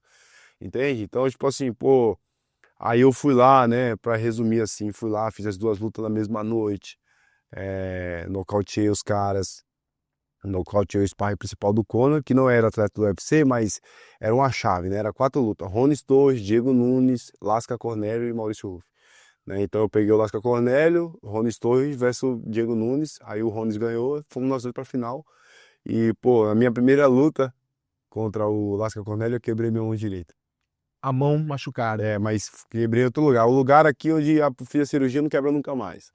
Mas o outro lado eu quebrei o quinto metacarpo. Caramba. E aí, mano, fiquei 1 hora e meia pra voltar a lutar. A mão inflamada, né? Imagina, a mão quebrada dentro e você, pô, tem uma outra luta contra um cara duríssimo. O Rony Story tinha 67 de luta, nunca tinha sido finalizado nem nocauteado. Eu só tinha uma mão só pra lutar contra ele. Um cara do... Tinha um jogo antagônico ao seu. Exatamente. Pô, eu fui lá, ele tentou a vida, assim, me derrubar, eu nocauteei ele no segundo round com a mão esquerda, assim, só dando jab, explodi ele, assim, e consegui nocautear ele, né? E aí, assim, eu tive várias experiências com Deus, Carlão, que foi a transformadora, assim, na minha vida, né? Eu comecei a mergulhar cada vez mais, cara, separar momentos do meu dia para orar mais para Deus, mergulhar na palavra, assim, de Deus, estudar e orar. E, pô, eu comecei a mergulhar muito, assim, eu vi muitas coisas acontecerem, várias vidas ser transformadas, né? A minha volta, a minha equipe, enfim, cara, muitas coisas grandes aconteceu, assim, cara. E eu lembro que logo depois disso, assim, eu recebi a minha esposa, ela tava dormindo, ela acordou, a Neidine também começou a mergulhar em Deus, cara. E aí eu acordei, a Neidine tava mexendo no celular, marcando os meus exames, falou que eu tinha que ir pro hospital, eu não ia treinar, falou assim, você não vai treinar hoje, você vai pro hospital e você vai fazer todos os exames, porque você é um atleta do UFC. Acho que papo é esse, mano? Que louco. Que isso, cara? Ela falou, Deus me falou em sonho que você tem que se comportar como se você já fosse um atleta do UFC, você já é um atleta do UFC. Receber isso e já se comportar como tal. Você vai lutar o contender, ela falou. Então vai pro hospital Se agora prepara. e quando ele te chamar, você tem que estar com tudo pronto. Aí eu falei, E agora. assim foi feito. Fui lá, fiz. Do nada tava em casa, o pastor me liga, o pastor Igor. Ruf, Deus me mostrava você no contender. Só que ele não sabia que era o contender. Ele falou assim, vou falar com as palavras dele. Ele falou, olha, Deus me mostrou você disputando alguma coisa para entrar no UFC. Foi isso que ele falou. Ele não entendia de luta. Hoje ele entende que tá mais comigo e tal, faz mais de um ano, mas na época ele falou assim, só que é estranho que tem um rapaz que Deus me mostrava que ia também lutar. Ele ia lutar depois de você. Um rapaz alto, moreno, cabelo enrolado e tal. Aí eu falei, ele descreveu o Jair, não precisava falar, o Jair Farias. Ele descreveu. E aí, pô, os dias se passaram, eu lá na roda de agradecimento, que nós, todos os dias que acaba o treino, nós faz uma roda de agradecimento e agradece alguma coisa que você quiser. E aí eu já galera, quero agradecer a Deus porque, pô, vou lutar o Contender Series. Quando eu olhei Jair falando aquilo, eu falei, cara, eu vou lutar antes dele, velho. Eu vou lutar antes dele. Eu fui lá pesquisar e não tinha ninguém. Todas as lutas da minha categoria estavam casadas. Só que o pastor falou um detalhe. Ele falou assim, cara, o que era estranho é que na visão você estava lutando contra um cara bem mais pesado que você, velho. Nitidamente ele era mais pesado. Então não era a tua categoria, mas você. Categoria. A oportunidade surgiu em outra divisão. Exato. E aí eu falei, Jair, que dia você luta? Dia 27. Eu falei, então vou lutar dia 20. Que é uma semana antes. E aí, beleza, comecei a treinar. Focou nisso. Foquei. E aí o Ivan me liga. Ruf, fechou a luta pra você. É mesmo? É. Mas só que, irmão, Tem um problema. problema. Não é na sua categoria. Na categoria de cima, no Contender Series. Ó, o cara é campeão de sambo, dominou todo mundo. Ele é primo do Islam Makhachev. Eu falei, Ivan, você não tá entendendo, irmão. Eu não quero saber o nome, o tamanho, de onde ele é, pra onde vai. Bota esse cara na minha frente e eu tenho uma promessa, cara. Eu vou assinar com o UFC. Tem certeza? Não quer pensar? Vou falar com o meu irmão. Manda o contrato, o atleta sou eu assumo a responsabilidade daqui. Ruf, não pode dar desculpa se perder a luta pra ele, porque o Chechel já falou. Não pode dar desculpa, não pode usar isso. Ah, perdi porque o cara é mais pesado. Não pode. Eu falei, meu irmão, me dá aqui o contrato. Aí, pô, fui lá, lutei e nocauteei. O Dana ficou assim, passava por mim, me tocava. Tá? Dana tocando em mim assim. Eu passava e falava, caramba, mano, ó, o destaque da semana é o Maurício Ruf e tal. Né? Aí, pô, foram assim, várias coisas que aconteceu, né? Naquela minha estreia que eu falei no UFC, eu estreiei no UFC logo depois, o Dana apontou como a melhor estreia de todos os tempos do UFC. Falou, cara, essa é uma das melhores estreias de todos os tempos. Eu lembro que logo depois dessa estreia, assim, eu deixei uma mensagem da parte de Deus, né? E foram tantas coisas assim, cara, que Deus me permitiu saber. Imagina as coisas que eu não sei. Mas teve um cara que eu tava no Rio de Janeiro, meu visto foi negado em São Paulo, fui pro Rio pra tirar. Chegou lá no Rio, mano, um cara falou, sentou comigo assim, ele ficou me acompanhando assim, eu andando, sabe quando você percebe alguém te olhando? Te observando o tempo todo. Toda hora, me observando. E aí eu falei, mano, qual que é desse cara? Eu falei, deve ser um fã, né? Um fã, né? Você pensou, opa, é um fã. Eu não sou tão conhecido ainda. Ainda não. Ainda não. Mas, mano, esse cara, será que ele me conhece, velho? E aí esse cara começou a me olhar, cara, me olhando. Aí eu falei. Aí que Tá me olhando. quando ele tava mais ou menos aqui do meu lado, eu percebi, mas eu cheguei e falei. Aí atrasou o voo. Aí eu falei em voz alta, vou comer alguma coisa, daqui a pouco eu vou encontrar isso aí, vou ver onde que é. Aí ele falou assim, eu posso ir com você? Aí tu ficou meio, pô, que esse cara tá. Carlão, eu medi ele. Eu falei, peraí, se esse cara tentar qualquer coisa, eu vou quebrar ele na boate. Ele não sabe quem eu sou, o perigo que ele tá correndo. Exatamente. Aí eu falei, não, vamos lá, pô, vamos sim. Aí eu fui lá, ele falou, posso pagar sua comida? Eu falei, não, irmão, não precisa pagar Não precisa não, muito obrigado. Obrigado, muito obrigado. Ele falou, não, cara, deixa eu pagar. Um atleta do UFC mudou minha vida. Ele falou. Aí eu falei, mas Como assim? como assim, mano? Aí ele, peraí, deixa eu só pegar um negócio aqui. Você falou que queria um pão, né, e tal. Eu falei, pegou lá, e sentou na cadeira comigo. Sentamos assim, de frente pro outra mesinha, e ele falou assim, cara, eu tô há 6 meses sem sair de casa. Eu tava há 6 meses dentro de um quarto. Eu ganhei muito dinheiro, cara. Muito dinheiro. E eu comprei e gastei com tudo que eu queria e imaginei nessa minha vida. Tudo que você imaginar, eu comprei. E aí, cara, eu me internei assim, cara. Eu fiquei muito mal com essas conquistas. Eu provei e vi que não era nada do que eu pensava. Então eu entrei em depressão profunda. Você vê, eu não tô sem nenhum pelo no rosto. Ele não tinha nem sobrancelha, assim, caiu tudo, assim, sabe? E aí ele falou assim pra mim, cara, eu tô me reerguendo e tal. E eu queria falar com você, cara, que, pô, eu vi você com o uniforme do UFC. E aí, pô, eu queria falar que um atleta do UFC mudou minha vida. Eu falei, mas como assim? Ele falou, minha comida era colocada por baixo da porta. A gente quebrei minha porta embaixo. Minha esposa botava comida por baixo. Eu nem queria sair do meu quarto. Não queria ver a luz. Ficava só naquele escuridão lá, celular e bagunça dentro do meu quarto, chorando o dia inteiro. E aí, cara, eu esperei uma noite a minha esposa ir dormir. E tarde da noite, na madrugada, eu fui lá, peguei uma corda, amarrei na janela do meu quarto. Pendurei no meu pescoço e quando eu ia pular, eu olhei pro celular. Eu falei, eu vou abrir o celular pela última vez. E quando eu peguei o celular, eu vi um cara do UFC falando assim. Eu abri e foi um vídeo que me apareceu. E falava assim: não dê ouvido a essas vozes mentirosas falando pra você tirar a sua vida. Não dê ouvido a essas vozes, é mentira. A Bíblia diz que Jesus, ele é o caminho, a verdade e a vida. Conheça ele, aprenda sobre ele, entregue a sua vida a ele, a sua vida nunca mais vai ser a mesma. E, pô, quando eu vi esse vídeo desse cara falando isso, na hora eu tirei a corda, eu saí daquele quarto. E hoje é a primeira vez que eu saio do quarto. E, pô, eu queria muito. E ele falando assim, eu emocionado, né? Pô, Quem chorando. Era eu. Era você mesmo. Última mensagem, Só que por que ele não me reconheceu? Ele não te reconhecia. Não, porque a minha bala tava gigante no UFC. E aí eu tirei tudo. Nossa, que Tirei tudo. sobrenatural. Sobrenatural isso, cara. E ele falou assim, eu falei, mas você não percebeu que o Ruf tirou? Eu falei, qual que é o nome do cara? Aí ele falou, é o Ruf, pô. É um tal de... Não, ele falou, é um tal de Ruf. Aí eu falei, você não percebeu que ele tirou a barba, não? Aí ele não entendeu a piada. Ele falou, não. Eu falei, eu sou o Ruf, pô. Ele, quê? Como assim? Tal, caramba, é mesmo, velho. Levantou, a gente deu um abraço. Ele entregou a vida pra Jesus ali. Caramba. Orei pela vida dele. E ele teve a vida transformada, assim, cara. Hoje ele é o meu patrocinador, é um dos meus patrocinadores. Irmão, Deus é muito bom, bicho. Cara, que história sensacional, velho. E assim, Meu Deus. além dessas, teve tantas outras, cara. Meu visto foi negado de novo, fui pra Recife, teve uma história incrível que Deus fez. Então, tipo assim, eu tá vivendo tudo isso com Deus, tem sido... Cara, a impressão que eu tenho é que todos os passos que eu vou dar, eu já sei o fim. Porque Deus ele tem mostrado como as coisas vão terminar, assim, pra mim, né? É esse o relacionamento que nós podemos ter com Deus, que tantas pessoas, velho, não tem, cara, e acham que isso não é possível, o que acontece pra um ou pra outro. Acho que é fantasia, acho que é isso, aquilo, enfim. Exato. Hoje só quando tu encontro, né? Eu sou a mensagem, cara. Tipo, por onde eu passo, eu falo do que Deus fez na minha vida, eu não me calo. Pô, eu sou um cara cheio de defeitos, erros e problemas, mas eu sou a prova viva do quanto que Deus pode transformar a vida de alguém, entendeu? Eu acho que esse é o meu maior exemplo, um exemplo Perfeito. de como que Deus pode transformar a vida de alguém, entende? Então, tipo assim, foi coisas incríveis e que eu tenho vivido assim, uma atrás da outra. E, pô, na minha última luta no UFC, os caras me fizeram uma oferta.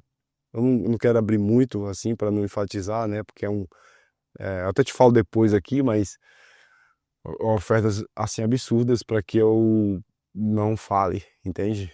Então, eu sou a mensagem, velho. Eu tô aqui por isso, pô, tenho sido um perfil meio diferente. Eu não fecho com casa de aposta, eu não fecho, porque eu quero mostrar pra galera que tem Muito mais que lutador. muito, Tem uma mensagem muito maior. muito maior e que o objetivo é realmente esse, entende?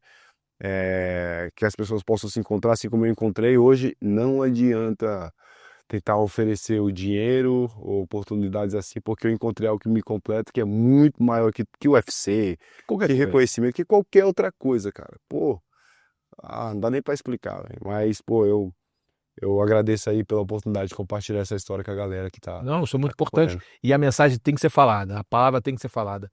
É uma missão, é uma missão. É, Não é uma escolha, é uma missão. exato. E falando sobre o UFC, que a gente está falando tanto sobre o UFC aqui, você andou do UFC, peso leve, vamos lá, vamos lá fazer umas perguntas bem diretas. Cara, você é um cara que tem muita convicção sobre o teu jogo, quando você fala de muita convicção, é um cara que estuda seus oponentes, a Fight Nerd tem essa característica e você já tinha isso, porque o teu tio colocou Uhum. em você, então lá atrás já tinha esse chip, esse drive de estudar o adversário, né? O teu mentor fez você pensar assim, e até hoje ele te ajuda, né? Como você bem colocou no nosso bate-papo. Eu vou te perguntar aqui sobre alguns ranqueados, cara. E eu queria que. Eu não queria. Não é a pergunta se você ganha ou não ganha. Isso para mim não interessa. Eu quero saber quais são as características positivas e negativas de cada lutador. Ok. Beleza? Vamos lá, cara. Eu vou escolher aqui aleatoriamente, não vou ficar seguindo o ranking simplesmente. Mas eu vou perguntar: Justin Gaethje, como é que você enxerga ele positivamente e negativamente? Eu acho que ele é um cara que positivamente ele tem uma intensidade boa, ele tem golpes muito duros, ele gosta de andar para frente, mas eu não acho ele um lutador inteligente, entende? Um lutador que prepara os golpes, entende? É o golpe ele é um tipo de lutador que ele pisa na perna da frente e põe a vida dele ali nos golpes, né? É um cara que mantém essa intensidade, não cai, mas é um cara que, por exemplo, contra o meu estilo, eu criei um estágio de luta que eu respeito. Eu tenho um plano para vencer os meus adversários, entende? Eu percebo que um lutador que tem um plano vence um lutador melhor, entende? Nós já vimos várias vezes isso acontecer. Pô, aquele lutador é melhor, mas perdeu, né? Então nem sempre os melhores vencem, né? Então eu entendo que, pô, eu criei um estágio assim de luta, é o Born Iguatoi Jawar. Então esses três estágios eu percebo que vai fazer esse personagem, Ruff, ser o campeão do UFC, né? E eu percebo que os caras não têm muito estágio, os caras não têm muito um plano, o cara tem um plano de jogo, mas não tem um plano de vitória, entende? Às vezes dá errado e os caras se frustram e saem do plano e tenta aqui, deixa eu tentar ali. Como várias lutas o Gaethje já perdeu assim. Pô, tava dominando e do nada ele ia sair do plano e E acaba sendo dominado. sendo dominado. Charles de Oliveira. O Charles é um cara que, pô, tem uma intensidade muito grande, tem um jiu-jitsu muito bom, pô, um cara que anda pra frente o tempo todo, né? Na última luta a gente já viu um cara um pouco diferente ali com o Michael Chandler, mas, pô, acho que essa é uma das maiores características, muito bom no chão, anda pra frente, pega bem. Eu acho que pontos negativos é outro cara que não faz um cálculo dos rounds, né? É um cara ponto negativo, né, ao meu ver, que é um cara que não sabe preparar os golpes, é o cara que, pô, ele bota uma sequência na cabeça e faz aquela sequência. Por exemplo, pô, agora eu vou meter uma joelhada voadora, vai e mergulha a joelhada voadora. Não é um cara que prepara a joelhada voadora pra nocautear com o joelho, entende? E, pô, não tô falando mal, mas, pô, eu acho que é uma coisa que pode ser melhorada. Calcular, criar a situação para o nocaute, entende? Muito bom. Um cara agora que tá falando muito sobre ele, Pat Pimblett. Como é que você vê o jogo dele? Pontos negativos e pontos positivos. Cara, eu acho que é um cara que tá surfando um bom momento. Agora fez pô, acho que as lutas que ele fez foram boas casadas para ele. Mas eu acredito que é um cara que não tem nível de um top 8, entende? É um cara que é muito limitado, tem um boxe muito cru, tem um jiu-jitsu bom, muito bom, porém não tem um wrestling muito bom de pôr para baixo, não é um cara que põe para baixo muito bem.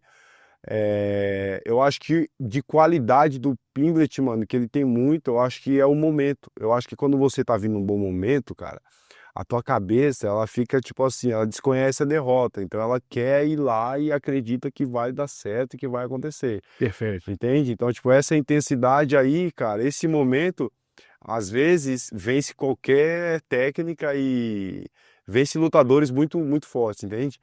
Esse momento de você acreditar que você vence qualquer um e tal. Então, essa é uma qualidade dele, eu percebo que ele acredita muito nele. E, pô, as qualidades, né? Eu acho que os contras são esses pontos. É um cara meio que não tem um boxe muito alinhado, não faz tudo com excelência, entende? Eu acho que nada ele faz com excelência, velho. É um cara que tem um bom jiu-jitsu, mas, pô, a gente tá falando do MMA, né? Então é isso que eu penso sobre ele. Ilia Topuria, que chegou agora na divisão, já vai disputar o cinturão com o Charles do Bronx, e hoje, na categoria dos pesos, ele foi absoluto, né? Nocauteou caras que não tinham sido nocauteados, enfim. Como é que você vê o Ilia Topuria chegando nos leves, na tua divisão? Cara, eu acho que muito bom ele tá chegando nos leves agora, vai mexer com a categoria que tava meio travada ali, ter ele ali no bolo, pô, vai ser muito legal, acho que vai mexer essa categoria aí. Eu acredito, cara, que o Topuria, assim, ele tem muitas qualidades, o Topuria é um lutador muito inteligente, criador, diferente da maioria dos lutadores, não mergulha golpe, ele cria situação, ele vai levando com calma, com paciência, para chegar na mão boa. Ali é um cara que tem um jiu-jitsu muito bom, um cara completo, velho. É um cara completo. Vai ser uma luta que eu visualizando para mim, vai ser uma luta emocionante. Vai ser legal. Eu acho que quem tem o melhor plano ali vai levar melhor. Se pudesse escolher o lutador mais fácil para você ter mais um passo em busca do seu sonho, que é ser um ranqueado lá, e o lutador mais difícil que você pode encontrar depois de ser ranqueado. Cara, com todo respeito, não tem luta fácil, né? Mas eu entendi a pergunta. Mas pô, um lutador que ia trazer menos dificuldade, que eu acredito, seria Paddy Pimblett, Michael Chandler, Saint-Denis, Dariush, todos esses caras aí. Eu tenho certeza que eu teria mais facilidade de chegar no nocaute. O casamento favorece você. Sim. E os mais difíceis, assim, ou um ou dois mais difíceis de você fazer leitura? Pô, dois difíceis. Eu vou tirar até o Charles, porque eu não visualizo o Charles, lutar contra o Charles, só lutaria pelo cinturão contra o Charles, mas, pô, dois caras difíceis, pô, Tsarukian e Ilia Topuria. Topuria. Uhum. Perfeito. Rufi, diz uma coisa pra mim, cara. O que você diria para os jovens que sonham em seguir a carreira de lutador de MMA? Qual o teu... Você tem que falar uma frase para esse jovem rápido, encontrou uns jovens e você tem que falar para eles. O que você diria para esses caras que querem sonhar em ser um lutador do UFC? Deus se importa com o seu sonho, conhece ele, aprende sobre ele, coloca ele nessa caminhada, se entrega, se dedique, procure pessoas sérias que compram o teu sonho como se fosse o deles, confie nessas pessoas e dê o seu melhor todos os dias.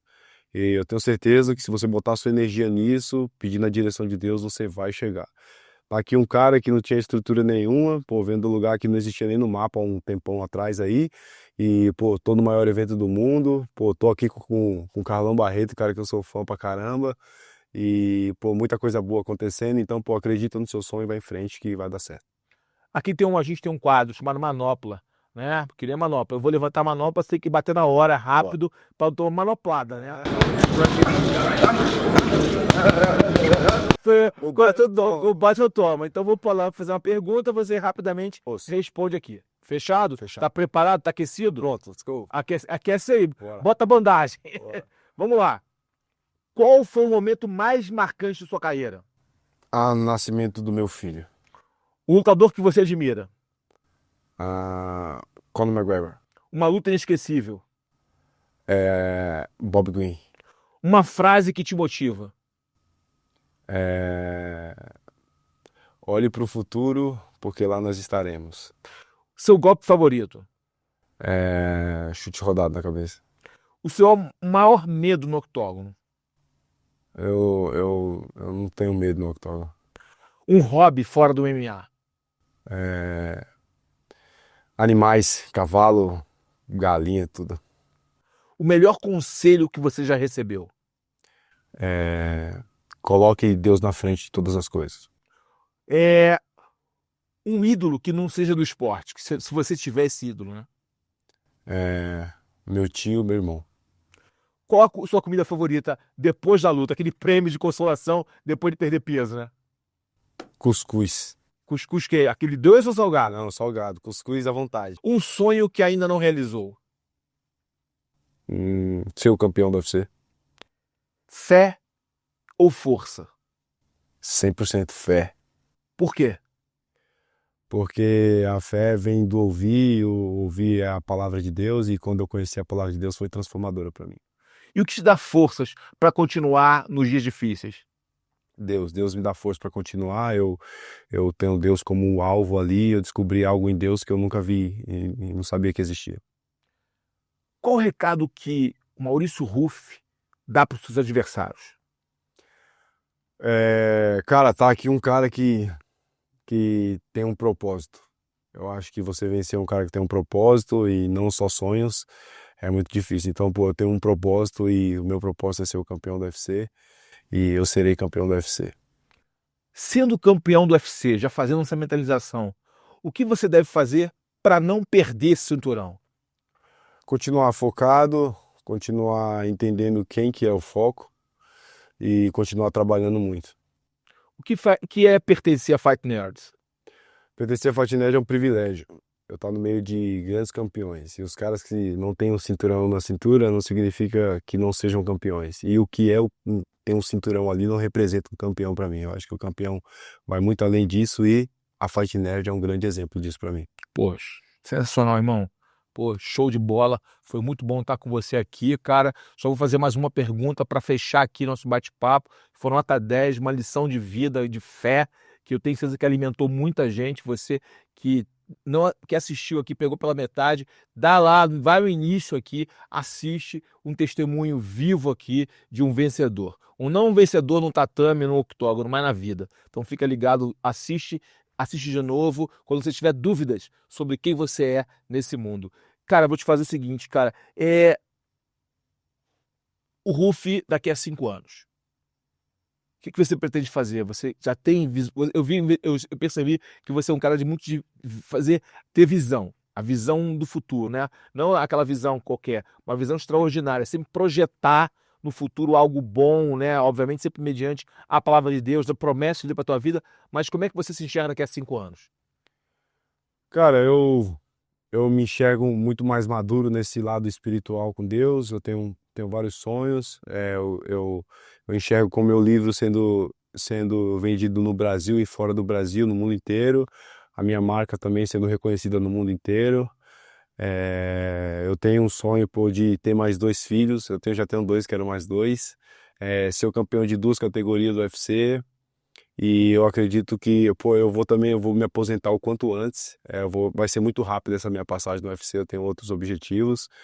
E, eu quero viver, Carlão, tudo aquilo que Deus preparou para mim. Eu não quero ser um empecilho para Deus não realizar os projetos deles na minha vida. Então, eu acredito que Deus tem sonhos incríveis para mim. A Bíblia diz que os planos de Deus são perfeitos e agradáveis. Entende? Então, por mais que eu tente calcular algo legal, eu sei que Deus tem Algo algo muito ainda maior. muito maior. Seus filhos, qual é o nome dele? Lorenzo e Lorena. Lorenzo e Lorena, um casal. Exato. Né? Que legado o Maurício Ruff quer deixar pro Lorenzo e Lorena? Qual é o legado? Para os 2 outros filhos que ainda virão. Cara, eu quero que eles olhem para mim e vejam um homem que teme a Deus, um cara temente a Deus, as coisas do céu. Eu quero deixar uma mensagem legal por onde eu passar. Eu quero que eles vejam as minhas lutas, né, que são sonhos pessoais, e eles vejam que eu fui um cara diferente como lutador, um cara que fez muita história legal e que seja respeitado pelas pessoas que estão à minha volta, né? Não que eu queira que as pessoas me respeitem, mas que a minha história, o meu comportamento atraia o respeito das pessoas e talvez motivar as pessoas aí por esse caminho. Muito bom. Ruf, olha para essa câmera aqui, ó, e dá um recado para os teus fãs. Manda um recadão para os teus fãs e fala o nome dos patrocinadores que te ajuda o Cris, né? O Cris da Moon Milk. O Cris é Moon Milk. Moon Milk. É a galera que quer se alimentar bem, que quer comer um doce sem açúcar e um doce com qualidade. Opa! É isso aí, Cris. Manda um pra mim, Cris. Manda um pra mim, tô aqui esperando. Eu gosto de doce. Aqui, manda um recado aqui pros teus fãs, cara. Rapaziada, quero muito agradecer aí pela oportunidade. Valeu por vocês que me acompanham. Ó, eu tenho um canal no YouTube também, hein? Se chama Maurício Ruff One Shot. Então vai lá, se inscreve no canal e vamos junto, galera. Tem coisas boas vindo por aí. Logo, logo tem mais novidade pra vocês. Vocês não perdem por esperar. Tamo junto. É isso. Rufi, muito obrigado, irmão. Deus te abençoe grande e poderosamente. Que Deus continue abrindo grandes caminhos na tua vida e fechando aquilo que não é teu. Amém. Que Deus abra grandes portas que mostrem a você o que deve ou não fazer. Amém.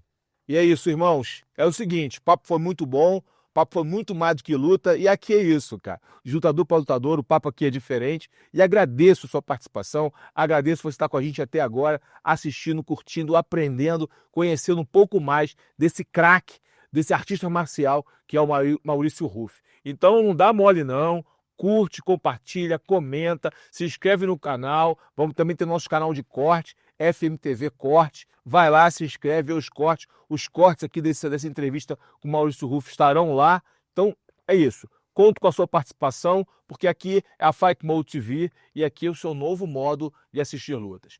Beijo no coração, que Deus abençoe vocês, se mantenham firmes e fortes, sempre prontos para a luta. Valeu!